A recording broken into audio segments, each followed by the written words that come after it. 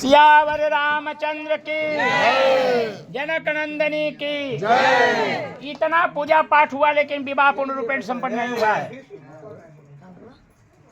विवाह जो है पूर्ण रूपेण तब संपन्न होता है जब 7 वाक्य कन्या के वर और वर के 5 वाक्य कन्या मान जाती है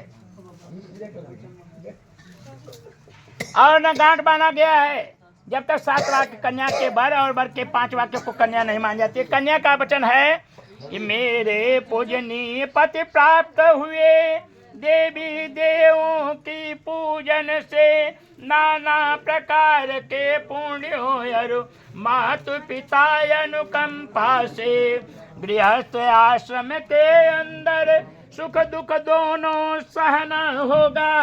धैर्य हृदय में धारण कर सब दिन समान रहना होगा। कन्या कह रही है कि देवी देवताओं का हमने नित्य पूजन किया, अनेक प्रकार का पुण्य का कार्य किया, तब हमने आपको प्राप्त किया है। आप मेरे पूजनीय हैं। गृहस्थ आश्रम में सुख और दुख पड़ा करेंगे, उसमें आप समय रहेगा। ऐसा मत करिएगा कि सुख में आनंद से प्रफुल्लित होइएगा और दुख में घबरा जाइएगा, ऐसा मत करिएगा। दूसरा वाक्य कन्या करे बसे कि बापी कुआं तालाब यज्ञ सामाजिक यात्रा उत्सव में मेरी सम्मत लेनी होगी। सुंदर शुभ कार्यारंभन में बावली कुआं तालाब यज्ञ चारों धाम परदेश विदेश में बिना मेरी अनुमति का कार्य न करें। जब तक विवाह शादी संपन्न नहीं हुआ था तो मन में जो है वह किए, लेकिन अब आप वैवाहिक बंधन में बंध नहीं गए हैं, बंधने जा रहे हैं, तो जो कुछ जो है राय लेना होगा मुझसे, जो है आपको राय लेना होगा।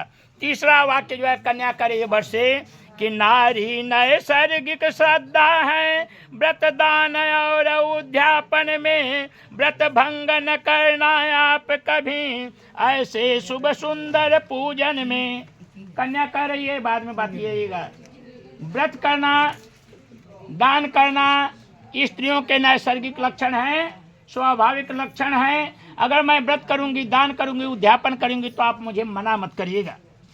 चौथा वाक्य जो है कन्या करे वर्षे कि सुंदर शुभ कार्यों से अपने पशुधान्य धनागम जो करना गृह रक्षा करने हेतु सदा प्रियतम मुझको अर्पण करना। आप अपने पुरुषार्थ के बल पर, कन्या करे कि कहीं गलत ढंग से रुपया पैसा नहीं चाहिए, पुरुषार्थ के बल पर, मेहनत के बल पर जो कमा करके लावे हमको दीजिए, या नहीं कन्या करे कि सब कुछ हमें को दे दिए।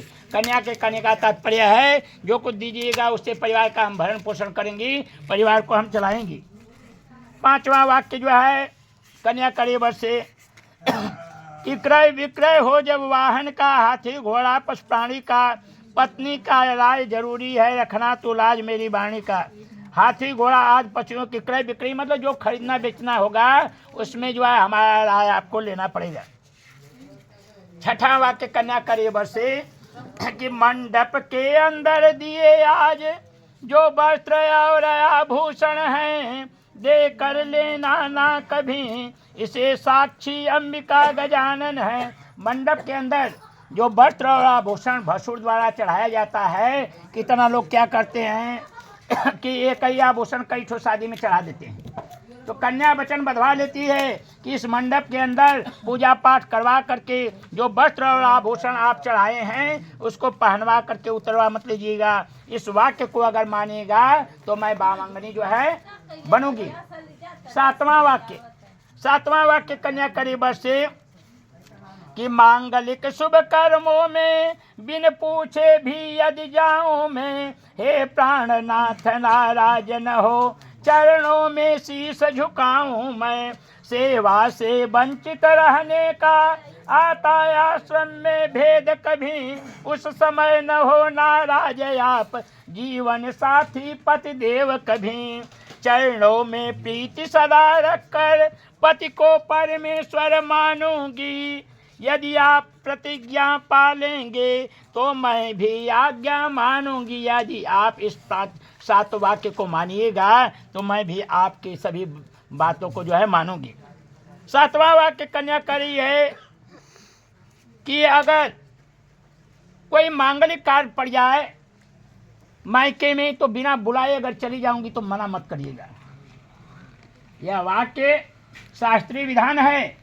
भगवान शंकर जी मना करते हैं सती माता को, आप मत जाइए अपने पिता के घर, कहें कि वहाँ से हम लोगों का बुलावा नहीं आया है, और जहाँ से बुलावा नहीं आता है वहाँ नहीं जाया जाता है। कहें कि आवत ही हर्षे नहीं, नयनन नहीं स्नेह, तुलसी तहाँ न जाइए, जहाँ कंचन बरसे में सोना का बरसात भी हो, वहाँ जहाँ बुलावा नहीं आता है वहाँ नहीं जाना चाहिए।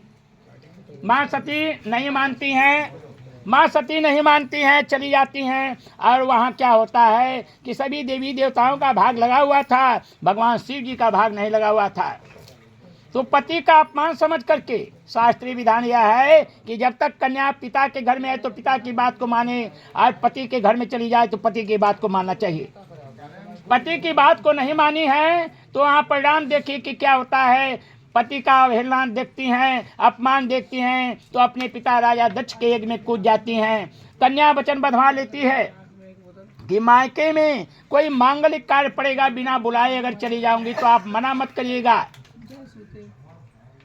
जो कुछ डांटना बोलना होगा यह मायके से ही तात्पर्य नहीं है, ससुराल में भी अगर बिना बुलाए कहीं चली जाऊंगी तो जो कुछ डांटना बोलना होगा घर में ले जा करके डांटिएगा, बोलिएगा। समाज में लोगों के बीच में मुझे आप अपमानित मत करिएगा। यह वाक्य आपको मंजूर है ना? बोलिए स्वस्ति स्वस्ति स्वस्ति। प्रेम से बोलो जनक नंदिनी की। बोलने लड़कों को बरकरार ठीक है। हमने आपके साथ तो एक एक काट करके दूसरा